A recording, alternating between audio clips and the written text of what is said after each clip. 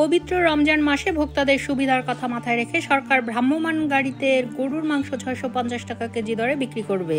পাশাপাশি খাসির মাংস, দুধ, ডিম ও মাছও নির্ধারিত মূল্যে সরবরাহ করা হবে। সোমবার রাজধানীর ফার্মগেটে কৃষি গবেষণা কাউন্সিলে এক অনুষ্ঠানে মৎস্য ও প্রাণী সম্পদ উপদেষ্টা ফরিদা আখতার এ তথ্য নিশ্চিত করেন।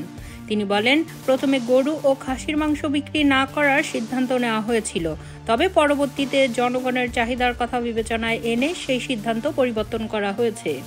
প্রতিবারের মতো এবারও মৎস্য ও প্রাণী সম্পদ মন্ত্রণালয়ের উদ্যোগে ঢাকার বিভিন্ন এলাকায় ভ্রাম্যমাণ ট্রাকের মাধ্যমে এই পণ্যগুলো বিক্রি করা হবে।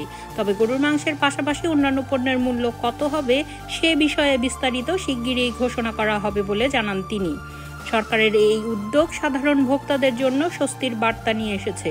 বিশেষ করে বাজারের ক্রমবর্ধমান দামের চাপে যারা কষ্ট পাচ্ছেন, রমজান জুড়ে এই সেবা চালু থাকবে বলে আশা করা হচ্ছে।